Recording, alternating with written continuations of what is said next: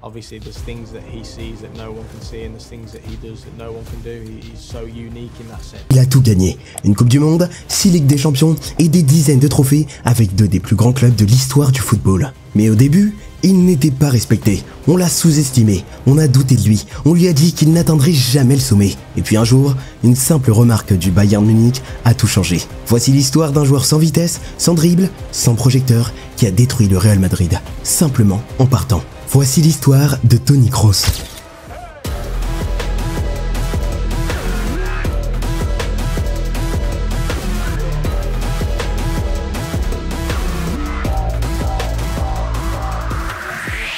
Toni Kroos a toujours su qu'il était différent. Alors que les autres impressionnés par leur vitesse ou leur dribble spectaculaire, lui a construit son jeu sur quelque chose de beaucoup moins tape à l'œil. La vision, le calme et l'intelligence. À seulement 17 ans et 265 jours, il a fait ses débuts professionnels avec le Bayern Munich, devenant à l'époque le plus jeune joueur de l'histoire du club. Et en quelques minutes, il délivre une passe décisive parfaite pour Miroslav Klose, avant d'inscrire lui-même un coup franc pour offrir la victoire. Ça aurait dû être le début d'une carrière légendaire au Bayern, mais en réalité, c'était le début d'une longue bataille pour gagner du respect.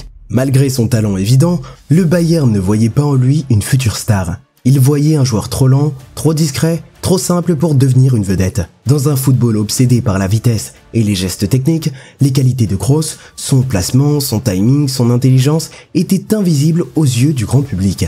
Même après avoir remporté le trophée du meilleur joueur de la Coupe du Monde des moins de 17 ans et avoir impressionné tout le monde, il n'était classé que 27e parmi les meilleurs jeunes de sa génération. Derrière Angel Di Maria, Giovanni Dos Santos ou encore Alexandre Pato. Son génie n'était pas reconnu, tout simplement parce qu'il ne correspondait pas au profil médiatisable. Et au Bayern, ce n'était pas différent.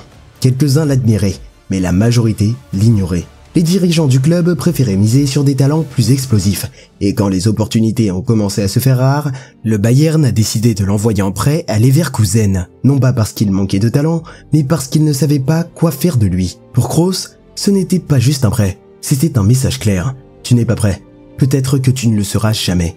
Et au fond de lui, Kroos savait mieux que personne ce qu'il valait.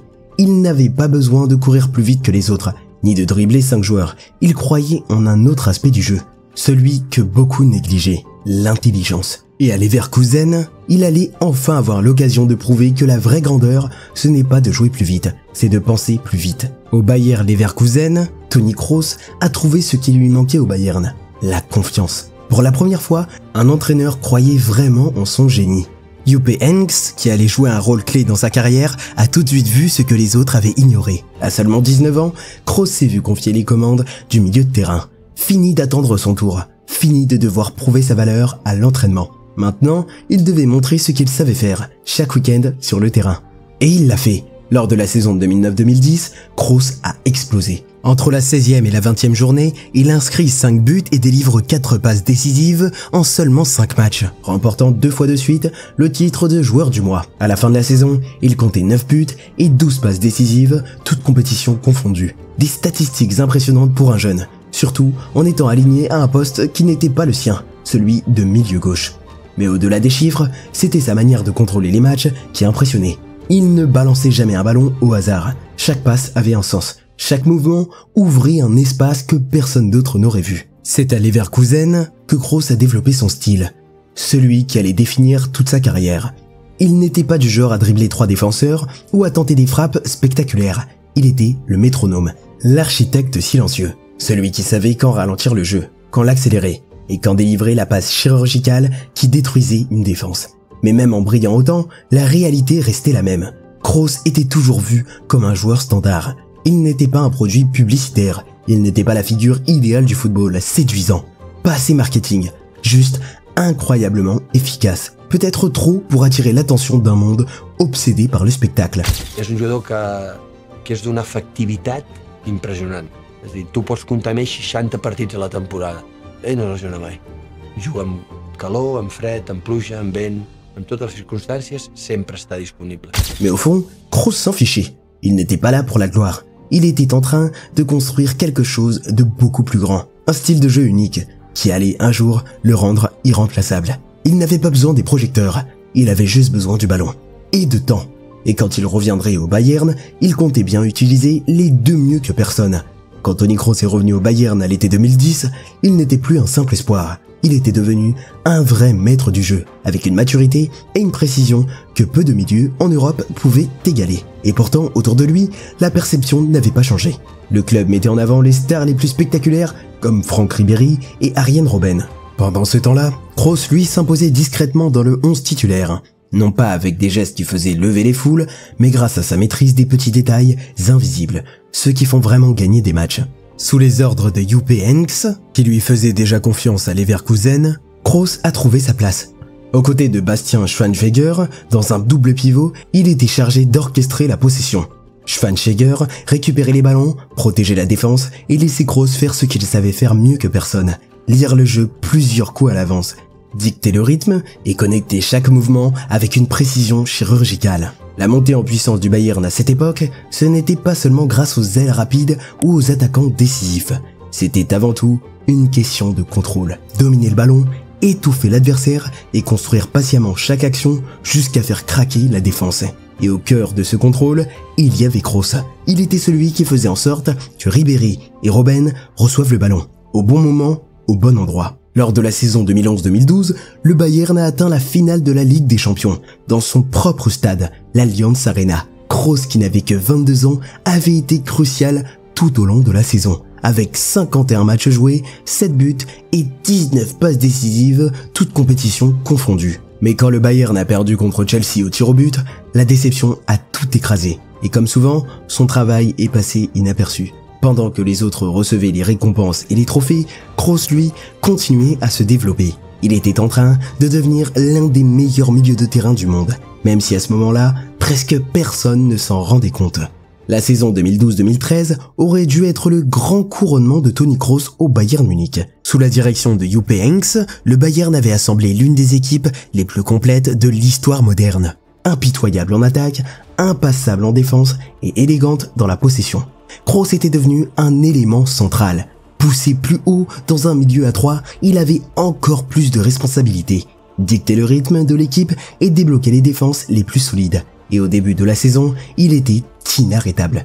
Ses passes tranchantes, ses décisions parfaites et même sa qualité de frappe souvent sous-estimée faisaient de lui le cœur du jeu bavarois. Il inscrit 3 buts lors des 4 premiers matchs de championnat et marque même un superbe but contre Valence pour ouvrir son compteur en Ligue des Champions. Mais au moment où le rêve historique du triplé semblait à portée de main, tout a basculé. Lors du quart de finale aller contre la Juventus, Kroos se blesse sérieusement au muscle, une blessure qui le tiendra éloigné des terrains jusqu'à la fin de la saison. Il manquera les demi-finales contre Barcelone, il manquera la finale contre Dortmund à Wembley et il manquera les célébrations du triplé Bundesliga, Coupe d'Allemagne, Ligue des Champions. Le Bayern a réalisé le rêve ultime sans lui et ça a tout changé. Quand les dirigeants se sont réunis pour faire le bilan de la saison, les noms qui revenaient étaient Ribéry, Robben, Schweinsteiger, Lahm et Müller. Le nom de Kroos était à peine cité. Comme si son immense contribution pendant toute la saison avait été effacée par son absence dans les derniers moments. Pire encore, dans les bureaux du club, une idée commençait à germer. Que Toni Kroos était remplaçable, que le Bayern pouvait dominer l'Europe sans avoir besoin de sa présence au milieu. Cette blessure ne lui avait pas seulement volé une finale historique, elle avait changé la façon dont le Bayern le voyait. Et très vite, ce nouveau regard allait provoquer une décision qui allait changer le cours du football européen. D'ailleurs, si tu cherches un maillot de ton équipe préférée, je te recommande vraiment de passer par Foot Soccer Pro. Il propose un super large choix, les clubs des 5 grands championnats, les sélections nationales, mais aussi des équipes comme l'Inter Miami, Al Nassr, Santos et bien d'autres. Tu peux même trouver des maillots rétro des années 90 et 2000 et une sélection de sneakers si tu veux compléter ton style. Avant de t'en parler aujourd'hui, j'ai passé commande pour tester par moi-même. J'ai pris le maillot du Barça pour mon frère et franchement, la qualité est top. Petit bonus pour toi, à partir de 59 €, la livraison est gratuite. Et avec le code ELITEFOOT, tu peux profiter de 25% de réduction. Le lien est en description. Un grand merci à Foot Soccer Pro de soutenir cette vidéo. Revenons maintenant à la vidéo. Après le triplé historique, Toni Kroos est revenu au Bayern avec une détermination calme. Il avait manqué la gloire, mais dans son esprit, il n'avait rien perdu de sa valeur. Pour lui, il avait mérité un plus grand rôle, plus de responsabilités, et surtout la reconnaissance de ce qu'il était vraiment. L'un des cerveaux derrière la domination du Bayern. Mais à l'intérieur du club, la réalité était tout autre. Quand les négociations de contrat ont commencé, Kroos a demandé une augmentation. Rien d'extravagant, juste un salaire à la hauteur de son rôle clé, comparable à ce que gagnaient déjà de nouveaux arrivants comme Mario Götze. À l'époque, Kroos touchait environ 6 millions d'euros par an. Il a demandé autour de 10. Une demande totalement légitime pour un joueur qui avait été essentiel au contrôle, à la construction et à l'équilibre de l'équipe. La réponse du Bayern a été brutale. Karl-Heinz Rummenigge, le président du club, lui aurait dit en face « On ne te paiera pas plus parce que tu n'es pas un joueur de classe mondiale ». Pour Kroos, ce n'était pas une question d'argent, c'était une question de respect. Et une fois encore, comme à ses débuts au Bayern, il était sous-estimé. Non pas pour ses performances, mais parce que son style n'était pas assez spectaculaire pour attirer les projecteurs. Le message du club était clair. Tu es bon, mais pas irremplaçable. Tu es important, mais pas exceptionnel. La vérité, c'est que le Bayern n'a jamais vraiment compris ce qu'il avait entre les mains. Il pensait pouvoir compenser son départ avec des joueurs plus dynamiques, plus spectaculaires. Il pensait que l'essentiel venait du talent pur, pas de l'architecte discret qui faisait tourner toute l'équipe. Alors à l'été 2014, Toni Kroos a pris la décision qui allait marquer la prochaine décennie du football européen. Il a fait ses valises, quitté la Bundesliga et signé au Real Madrid pour seulement 25 millions d'euros. L'un des plus gros coups du siècle. Le Bayern venait de perdre un milieu de terrain. Mais ce qu'il n'avait pas encore compris, c'est qu'il venait aussi de perdre le contrôle du rythme du jeu. Quand Toni Kroos est arrivé au Brésil pour la Coupe du Monde 2014, il ne faisait pas parler de lui dans les médias. Il ne suscitait pas de grandes attentes. Il n'était pas le visage de l'équipe d'Allemagne. Cela revenait à Thomas Müller, Mesut Özil, Manuel Neuer, les stars que tout le monde adorait. Mais à l'intérieur du vestiaire allemand, il n'y avait aucun doute. Kroos était le moteur. Et dès le premier match, il l'a prouvé. Face au Portugal, Kroos a tiré toutes les ficelles, en délivrant 2 passes décisives dans une victoire écrasante 4-0. Il contrôlait tout. Avec sa vision, son dosage, son sens du timing, grâce à lui, l'attaque allemande fonctionnait comme une machine parfaitement huilée. Et plus le tournoi avançait, plus son influence grandissait. En quart de finale contre la France, c'est lui qui délivre le coup franc parfait pour la tête de victoire de Mats Hummels. Et lors du mythique 7-1 contre le Brésil en demi-finale, Kroos a complètement dominé le match. Il a inscrit 2 buts en quelques minutes, montrant que, quand il le fallait, il savait aussi finir avec puissance et précision. Pied gauche, pied droit, aucune différence pour lui. Et au-delà des buts, il a continué à débloquer la défense brésilienne grâce à son intelligence. En finale, contre l'Argentine, dans un match ultra tendu et sous énorme pression, Kroos a encore été essentiel. Il n'a pas marqué et ce n'est pas lui qui a fait la une des journaux. Cet honneur est revenu à Mario Götze avec son but décisif. Mais sans la présence de Kroos au milieu, sans son contrôle permanent sous la pression, l'Allemagne n'aurait peut-être jamais décroché ce moment historique. À la fin du tournoi, selon l'indice de performance Castrol, l'outil officiel d'analyse de la FIFA, Toni Kroos était tout simplement le joueur le mieux noté de toute la Coupe du Monde, avec un score exceptionnel de 9,79 sur 10, devant Messi, devant James Rodriguez, devant toutes les autres stars. Mais malgré les chiffres, malgré ses performances, l'attention du public et les médias était ailleurs. Une fois de plus, Toni Kroos avait largement contribué à cet énorme succès, sans recevoir les applaudissements. Sauf que cette fois, ça n'avait plus d'importance, parce que le reste du monde avait enfin ouvert les yeux. Et au Real Madrid, ils avaient compris. Cet homme pouvait tout changer. Quand Toni Kroos est arrivé au Real Madrid à l'été 2014, il n'a pas eu droit aux honneurs réservés aux Galactiques. Pas de transfert record, pas de cérémonie grandiose devant des milliers de fans. Juste une conférence de presse simple. Et cette impression que le club venait de faire l'un des meilleurs coups de son histoire. Et dès son tout premier match, Kroos a montré pourquoi Madrid le voulait. Il n'a pas eu besoin de temps d'adaptation parfaite. Sous les ordres de Carlo Ancelotti, puis de Zinedine Zidane, son importance n'a fait que grandir. Certes, c'était Cristiano Ronaldo qui claquait des triplés, et Gareth Bale qui faisait des courses et des tirs de dingue. Ma tempête. Lors de la saison 2015-2016, alors que le Real Madrid se battait pour remporter une nouvelle Ligue des Champions, Kroos a été le meilleur joueur du tournoi en termes d'occasions créées. Il ne l'a pas été grâce à de longues balles désespérées ou des dribbles risqués, mais il l'a été en voyant la passe avant tout le monde, et en l'exécutant à la perfection. Dans une équipe pleine de stars, Toni Kroos est devenu diable, le joueur irremplaçable. Moltes vegades, recordo una vegada que el doctor li va dir que havia d'estar 3 setmanes parat, lesionat, i va dir no. Jo en 2 setmanes jugo. I en 2 setmanes estava jugant. Entre 2016 et 2018, le Real Madrid a réalisé ce que beaucoup pensaient impossible. Gagner 3 Ligues des Champions d'affilée. Cristiano Ronaldo était la star de l'équipe. Sergio Ramos était le capitaine. Luka Modric était le magicien du milieu de terrain. Mais à la base de tout ça, souvent oublié du grand public, il y avait Toni Kroos. L'homme qui faisait paraître l'impossible totalement normal. Le plus élevé parmi tous les milieux de terrain, toujours au-dessus de 92%. Il a été le meilleur passeur de la Ligue des Champions dans le dernier tiers du terrain. Il créait plus d'occasions que la plupart des milieux offensifs tout du match. Le trio du milieu, Kroos, Modric, Casemiro, est devenu légendaire. Chacun avait un rôle parfaitement complémentaire. Mais c'est Kroos qui donnait la structure. Sans lui, toute l'élégance aurait basculé dans le désordre. Et pourtant, même alors que Madrid soulevait trophée sur et d'impact.